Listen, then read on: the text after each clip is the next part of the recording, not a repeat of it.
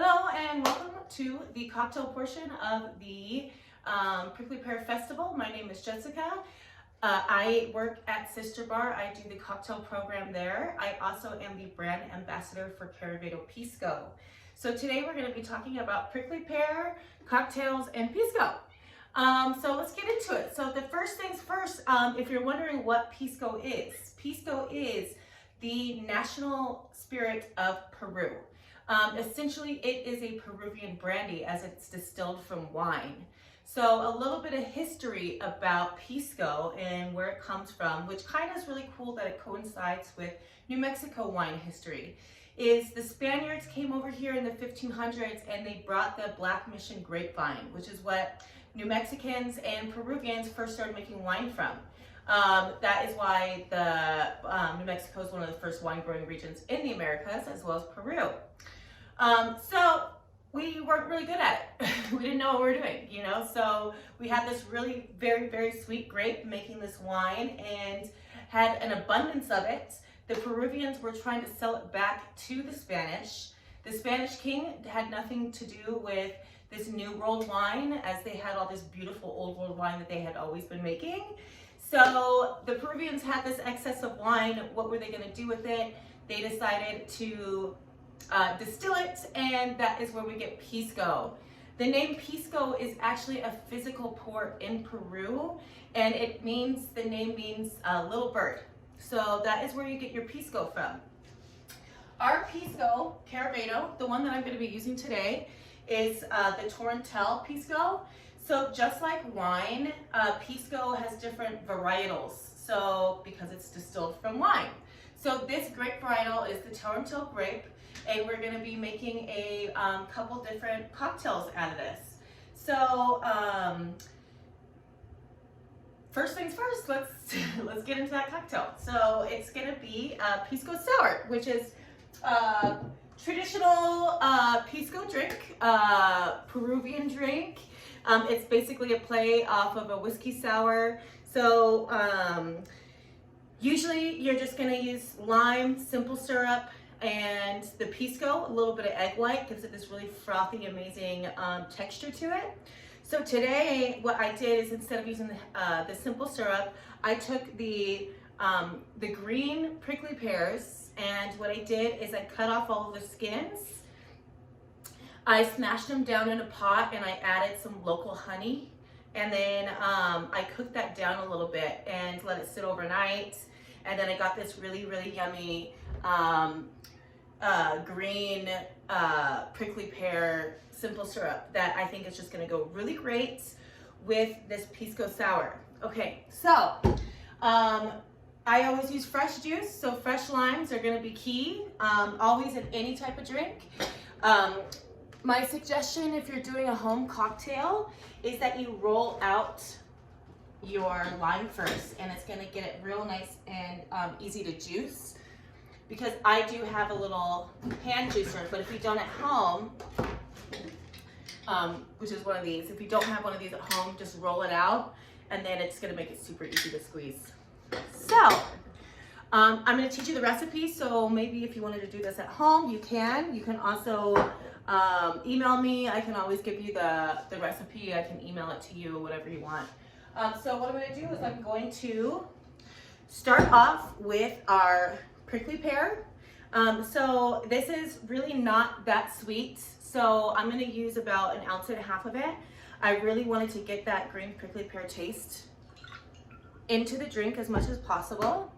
I'm going to use 2 ounces of the Caravedo Pisco.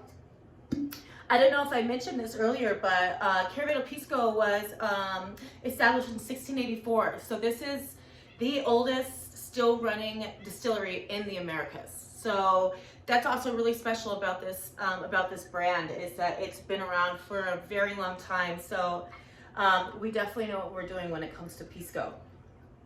So I'm going to do 2 ounces of this pisco, and then I'm going to do 1 ounce of our lime juice,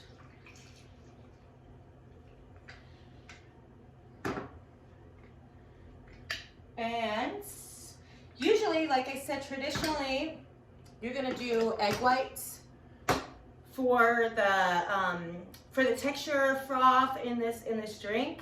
But today I'm just gonna go plant-based, and I'm gonna use what's called aquafaba. Aquafaba is actually the juice left over from canned beans, say chickpeas. So the chickpea juice is what I'm gonna use today. I know it sounds weird, but literally it doesn't have a taste. It just is gonna give it this really great viscosity, silky smoothness to it. So before I add ice, I'm gonna give it a little shake first, which is called a dry shake. And we're doing this dry shake because it's really gonna aerate everything in there, and that's what makes it a lot more frothy when you're doing an egg white or when you're doing with the aquafaba. If I didn't have it in there, then I wouldn't have to do the dry shake. But this just makes it extra fluffy. So then I'm gonna go ahead and add some ice.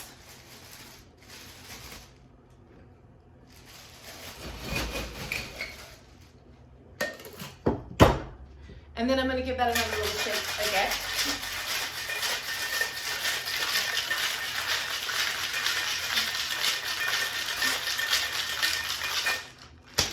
Now, if you wanted to make this at home, you most definitely can find Pear Pisco at Jubilation if you want to shop locally, which I do recommend.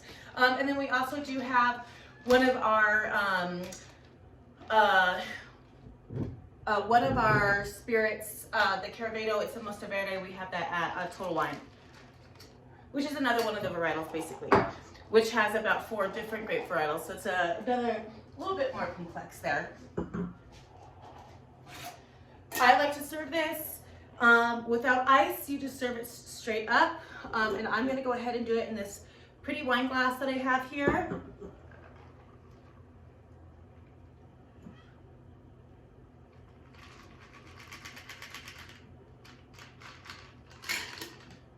And then you have it right here on top. It's going to be nice and frothy, if you see that there. And that froth is actually coming from the aquafaba, which normally would come from egg whites. So let's say if you're, vegan, or if you just don't like the idea of using raw eggs, I suggest using the aquafaba. So I did find this green prickly pear that was beautifully purple in the middle. So I'm going to use that for a garnish.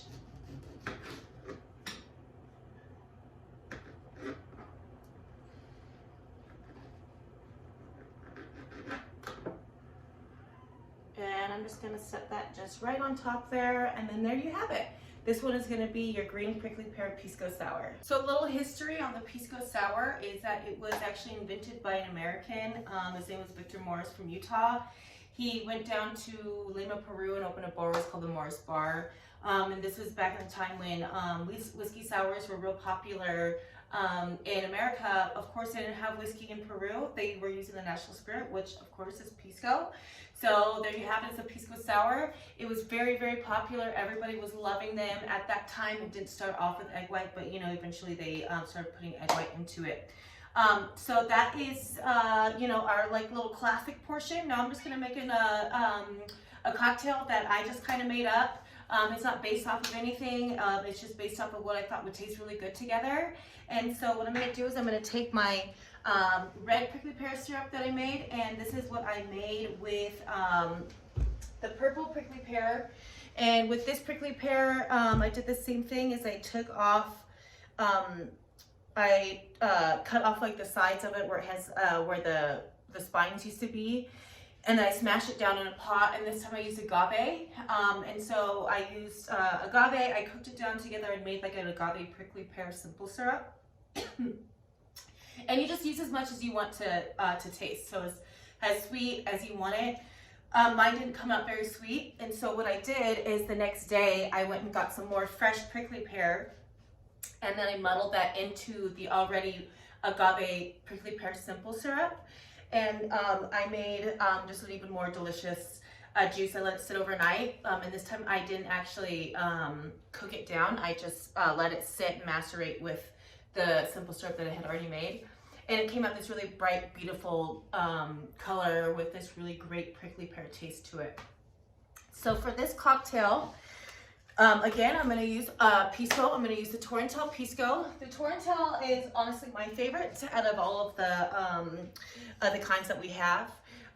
It's very floral, very delicious. It just has this really great finish to it where the nose is really floral, but you kind of get this kind of pear fruit on it. And so that's why I thought it was going to be really great with the prickly pear. So what I'm going to do is I'm going to take 2 ounces of the Caravedo Torrentel Pisco.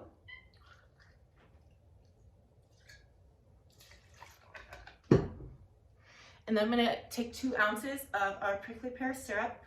And I'm using 2 ounces because, again, it is not very sweet. It's just more of that prickly pear flavor, delicious color, the silkiness that, that prickly pear has to it as well.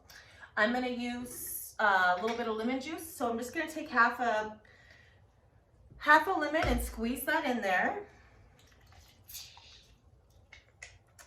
And then I was just looking around the house to see what I had, and I did have a little bit of triple sec. So I am just gonna add that in there too. Most people have triple sec sitting somewhere in their house.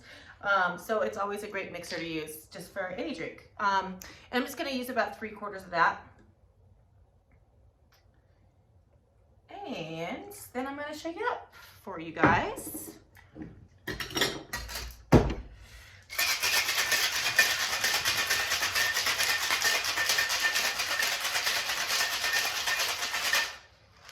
So I'm going to pour this directly into my glass. I did rim the glass earlier with a little bit of pink Himalayan salt and cayenne pepper just to give it a little bit of kick to it. And I'll get in here so you can see the beautiful color.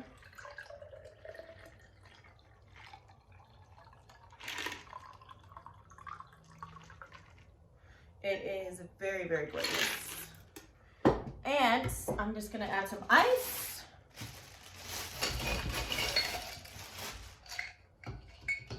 And maybe a little pop of color. So I'm probably just gonna go ahead and use some more of this green prickly pear, just to give it a little extra color to it.